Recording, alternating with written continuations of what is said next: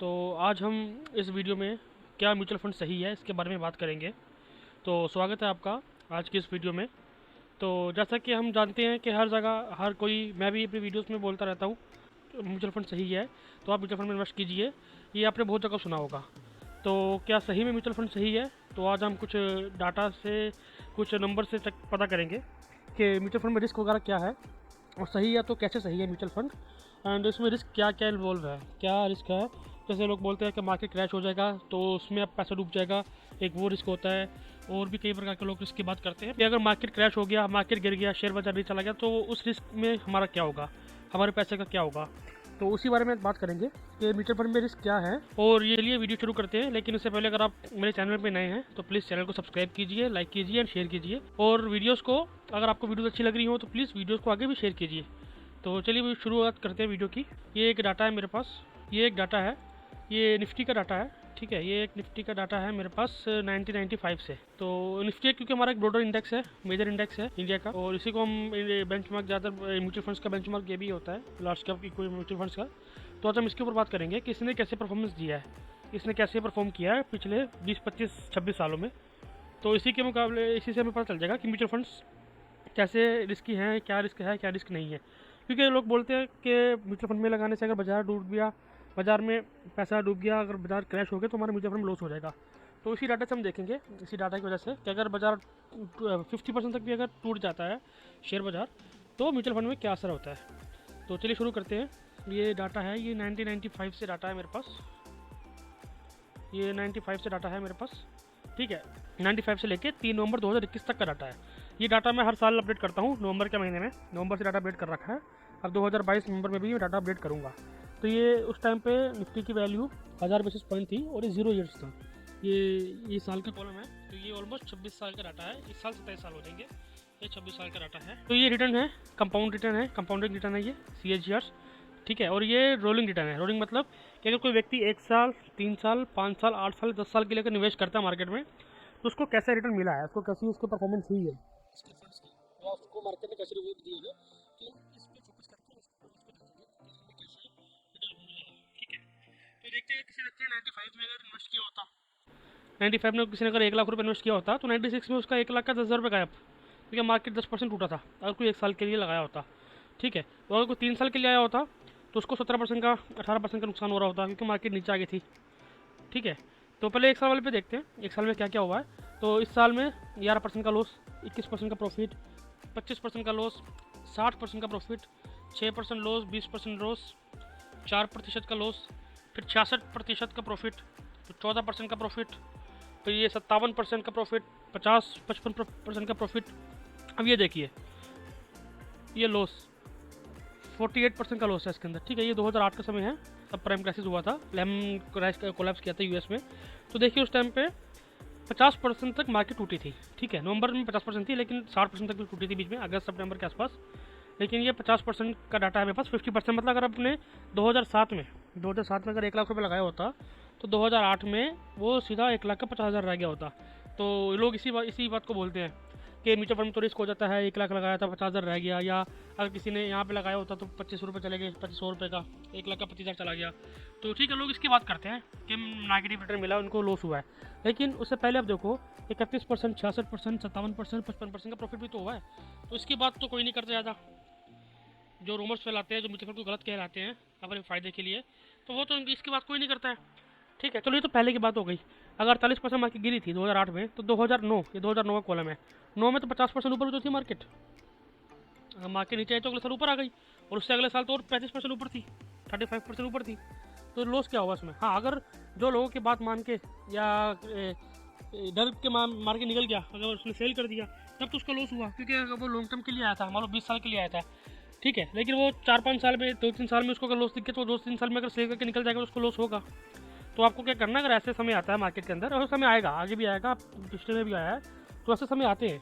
ठीक है, जब मार्केट बहुत ज़्यादा क्रैश होती है, बहुत ज़्यादा नीचे जाती है, लेकिन आपको उस समय में इन्वेस्टेड रहना है और उल्टा और पैसा डालना है, क्योंकि आपको भी RCA का बेनिफिट मिलता है, रुपी कॉस्ट एवरेजिंग का, उस पर आपको बेनिफिट मिलता है अगर आप मार्केट गिरी हुई मार्केट में पैसा डालते हैं। तो वो तो एक अलग विषय है, उस पर बाद में बात करेंगे फिर कभी। लेकिन अब ये देखिए, अगर आपने 1 लाख 2007 में लगाया होता, तो 2008 में आपका 1 लाख का 50,000 रह गया होता ऑलमोस्ट राउंड। ठीक है, और 2009 में वापस 1 लाख हो गया होता, और 2010 में तो 1 लाख का 1,35,000 हो गया होता 3 साल के अंदर।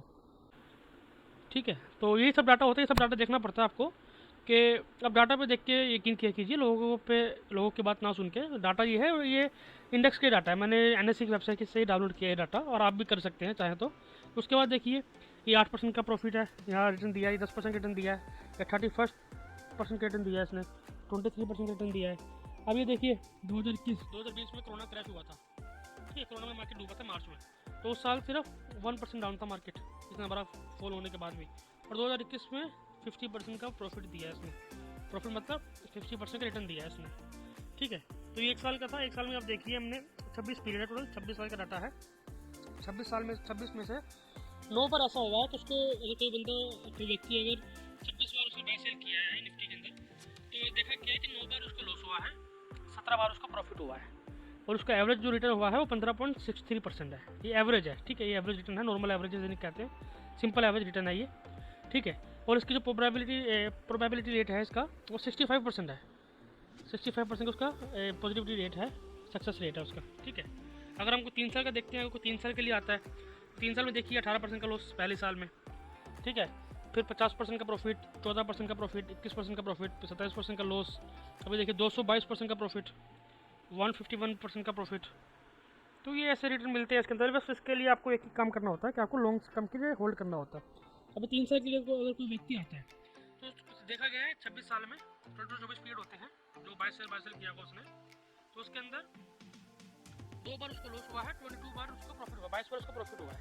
ठीक है, तो अगर कोई 3 साल के लिए भी आ रहा है तो भी उसको लॉस हो सकता है। उसकी जो प्रोबेबिलिटी है वो 98% प्रोबेबिलिटी है कि उसको लॉस हो सकता है, 92% उसको प्रॉफिट होगा डाटा के हिसाब से। ठीक है, फिर 5 साल का देखते हैं हम।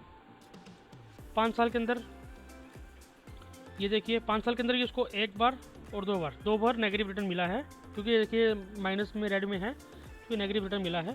तो इसको भी एवरेज रिटर्न इसका 95% है, 96% है इसका। ठीक है, और 91% की प्रोबेबिलिटी है, सक्सेस रेशो है इसका, अगर कोई 5 साल के लिए भी आता है तो।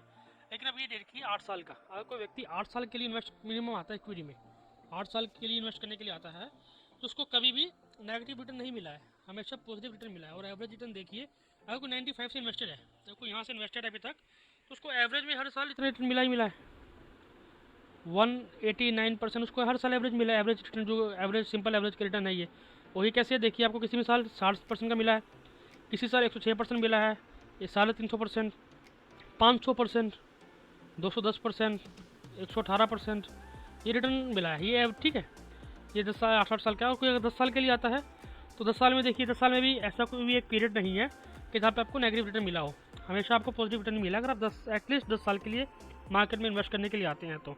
और मैं भी अपने वीडियोस में आपको लॉन्ग टर्म के लिए क्यों बोलता हूँ, 8 साल 10 साल के लिए क्यों बोलता हूँ, क्योंकि डाटा है, डाटा के हिसाब से देखा गया है कि अगर कोई व्यक्ति इक्विटी म्यूचुअल फंड के अंदर 8 और 10 साल के लिए आ रहा है मिनिमम, तो उसकी रिस्क नहीं हुआ कभी।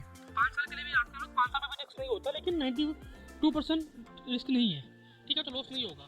और 8% जो लॉस होगा, लॉस तब होगा अगर आप वो सेल कर देगा। ठीक है, अगर वो डर के सेल कर देगा, अगर मान लो उसका 1 लाख लगाया, मान लो किसी साल मार्केट ऐसे टूट गई, 50% टूट गई, तो उसको तो 50% उसको नेगेटिव दिखेगा, लेकिन उसको सेल नहीं करना है, उसको उल्टा उस टाइम पे बाय करना है। अगर बाय नहीं कर सकता तो उसको होल्ड करके रखना है।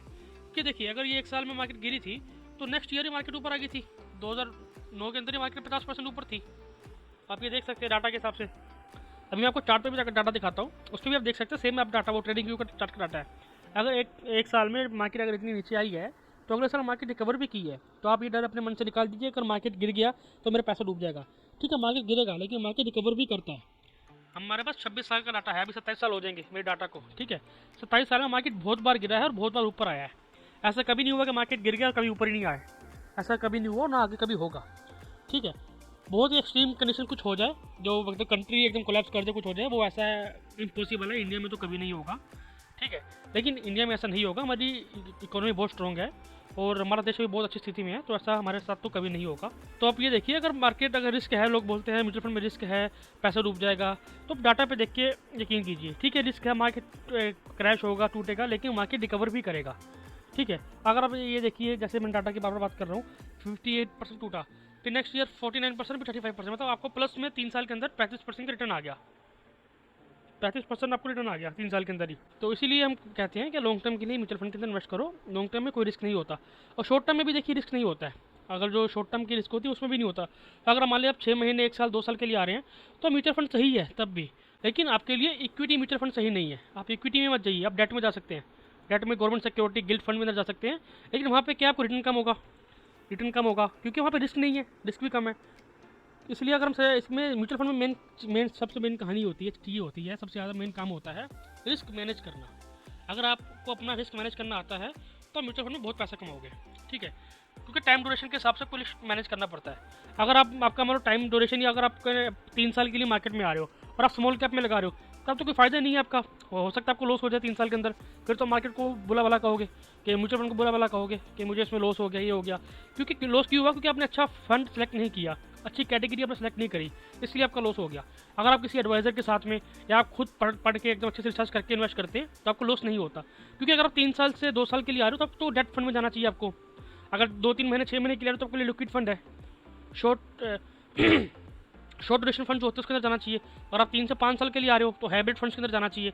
अगर आप 8 से 10 साल के लिए आ रहे हो तो आप लार्ज कैप इक्विटी फंड में जा सकते हो, लार्ज कैप और फ्लेक्सी कैप में जा सकते हो। और मोर देन 10 ईयर्स के लिए आ रहे हो तो आप mid cap and small cap में जा सकते हो।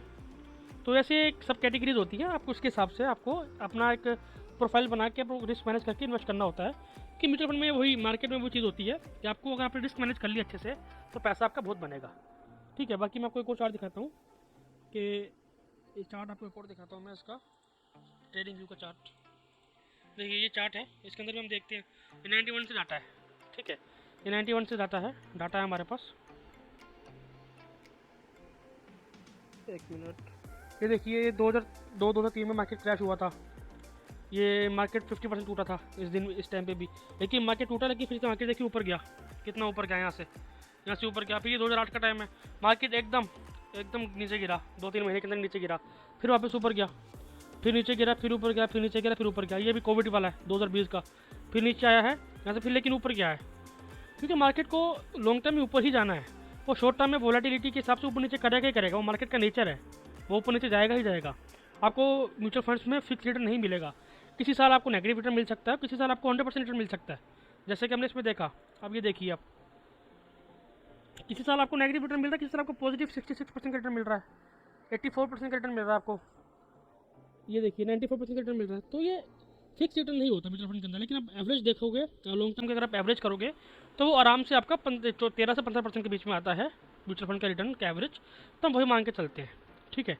अब वो 13 से 15 म्यूचुअल फंड कौन से रिटर्न देते हैं, आप उस पर बात कर लेते हैं कि कौन से म्यूचुअल फंड्स हैं जो ज़्यादा रिस्की नहीं है। इक्विटी म्यूचुअल फंड्स हैं जैसे लार्ज कैप कैटेगरी के म्यूचुअल फंड्स क्या होते हैं, वो एक बड़ी कंपनी होती है, ठीक है। बड़ी कंपनी पैसा कंपनी में पैसा लगता है उसका, वो ज़्यादा रिस्की नहीं होती है, क्योंकि भारत की टॉप 100 कंपनीज होती है, उसके अंदर पैसा लगता है। अब ये देखिए डाटा लिया मैंने, ये 3000 रुपये महीने का डाटा है। 3000 रुपये की अगर आप SIP करते हो 15 साल के लिए तो 5,40,000 रुपये आपने दिए, ठीक है। और आज के टाइम पे उसकी वैल्यू 16 लाख रुपये है, 16.5 लाख रुपये। 14% का रिटर्न ऑलमोस्ट दिया इसने, 13.83% का रिटर्न से ऑलमोस्ट दिया आपको, ठीक है। फिर SBI का ब्लू चिप फंड है ये, इसका AUM देखिए 34,000 करोड़ है इसका AUM साइज, ठीक है। सेम 5,40,000 आपने दिया और 16,19,000 रुपये इसने की वैल्यू है अभी के टाइम पे। 13.5% का इसका रिटर्न है, CAGR रिटर्न हर साल का। ऐसी HDFC का टॉप 100 म्यूचुअल फंड 22,000 करोड़ का इसका AUM है, ठीक है। इसने भी 15 लाख रुपये कमा के दिया, 15 लाख रुपये का आपका पैसा बना के दिया 5,40,000 का। तो ये पॉसिबल है, ये म्यूचुअल फंड के अंदर पॉसिबल है, क्योंकि एक म्यूचुअल फंड ही है जो आपको इन्फ्लेशन को बीट कर सकता है। हम जैसे हमने पहले वीडियो बनाई थी, मैंने उसके अंदर भी बहुत सारी वीडियो में बात की है मैंने आपसे कि इन्फ्लेशन जो है हमारे भारत में 7-8% से ग्रो कर रहा है, जो एवरेज में 6-7-8% के आसपास आता है। तो हमें एटलीस्ट 12-13% का रिटर्न आना चाहिए जो हमारा इन्फ्लेशन को भी बीट करे, ठीक है, और हमारा पैसा भी ग्रो करे। अगर आप लाइफ इंश्योरेंस कंपनी के प्रोडक्ट में लगाते हो या कोई इंश्योरेंस पॉलिसी वगैरह में लगाते हो, वहाँ पे आपको 4-5-6% ही मिलता है, उससे ज़्यादा आपको मिलता ही नहीं है। मतलब या तो इन्फ्लेशन के आसपास होगा या इन्फ्लेशन से भी कम होता है, उसमें आपका पैसा कम होता है। लेकिन म्यूचुअल फंड में देखिए तो लार्ज कैप कैटेगरी के म्यूचुअल फंड है, क्योंकि इसमें ज़्यादा इक्विटी म्यूचुअल फंड है, वैसे तो रिस्की होती है, इसी लार्ज कैप मिड कैप और स्मॉल कैप में ज़्यादा रिस्क होता है, वहाँ पे रिटर्न भी ज़्यादा है। यहाँ पे 13% का रिटर्न है जैसे, तो वहाँ पे आपको 15-16% रिटर्न मिलेगा आपको मिड कैप और स्मॉल कैप में। और अगर आप सेक्टर फंड में जाते हो जैसे IT हो गया, फार्मा हो गया, इंफ्रा हो गया, तो उसके अंदर आपको 20-22% तक रिटर्न मिल सकता है, लेकिन वो बहुत रिस्की फंड होते हैं, वो सिर्फ एक सेक्टर एक थीम बेसिस पे होते हैं, तो बहुत ज़्यादा रिस्की होते हैं। तो इक्विटी में रिस्क तो है, रिस्क बहुत है, रिस्क बहुत मतलब रिस्क है। अगर आपने मैनेज नहीं किया तो आपके लिए तो बहुत बड़ा रिस्क है। बस आपको यही है कि आपको अपना रिस्क मैनेज करना है, क्योंकि पैसा तो इक्विटी में ही बनेगा, डेट वगैरह में पैसा नहीं बनता है। वहाँ पे सिर्फ पैसे की सेफ्टी होती है। डेट को एज अ कैपिटल सिक्योर के लिए माना जाता है, ठीक है, पैसे को बचाना, रिस्क मैनेज करना, ठीक है। और अगर आपको जैसा हमारे पास छोटा पैसा है, आपके जैसे मेरे जैसे हमारे पास कम पैसा है, तो हमें पहले पैसे को ग्रो करना है। ग्रो करने के लिए हमें इक्विटी में पैसा लगाना ही पड़ेगा, इक्विटी म्यूचुअल फंड के अंदर, और लंबे समय के लिए लगाना पड़ेगा, तभी हम अपना फाइनेंशियल गोल्स, अपनी फाइनेंशियल नीड को कम अचीव कर पाएंगे, ठीक है। अब जैसे ये अगर आप लार्ज कैप में लगाते हैं तो यहाँ पे आपको 13% तक का आराम से मिला है, 13-14% का आपको रिटर्न आराम से मिला है। 13% में अगर मान के चलते हैं तो अच्छा रिटर्न है काफ़ी। और रियल रेट ऑफ रिटर्न देखें आपका 7% आता है, 6-7% आता है। अगर इसमें सिर्फ इन्फ्लेशन हटा देते हैं तो 5-6-7% का आपका पैसा ग्रो हो रहा है हर साल दर साल। तो उसमें और क्या चाहिए आपको, और इसमें आपको कुछ करना भी नहीं होता म्यूचुअल फंड के अंदर। As a fund house fund manager आपके लिए काम करता है, जो फंड हाउस अपॉइंट करते हैं मैनेजर को, उसमें तो आपको एक्सपेंस रेशो देना होता है।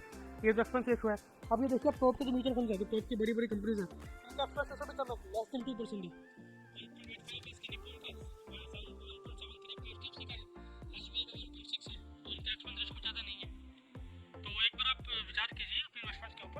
तो एक बार अगर आपको लगता है, अगर इसके बाद भी आपको लगता है कि इक्विटी म्यूचुअल फंड में रिस्क है या म्यूचुअल फंड सही नहीं है या मुझे मार्केट रिस्क है, तो आप मुझसे पर्सनली बात कर सकते हो, है तब मुझे आप उस पर मुझसे कनेक्ट कर सकते हैं। तो मैं आपको एक बार 1-to-1 बात करके भी आपको समझा सकता हूँ। अगर आपको कोई डाउट से कोई तो मैं वो भी क्लियर कर सकता हूँ। नहीं तो आप मुझे कमेंट सेक्शन में बताइए, तो मैं वहाँ भी आपको आपकी क्वेरी का जवाब दूंगा। तो अगर आपको वीडियो अच्छी लगी हो तो वीडियो को प्लीज़ लाइक करना, सब्सक्राइब करना चैनल को, और शेयर करना। अगर आपको कोई फ्रेंड है या कुछ जानने वाला है जो कंफ्यूज है या उसको लग रहा है कि म्यूचुअल फंड में रिस्क है, तो ये वीडियो प्लीज़ उस व्यक्ति तक शेयर कीजिएगा। बाकी मिलते हैं नेक्स्ट वीडियो में, तब तक गुड बाय।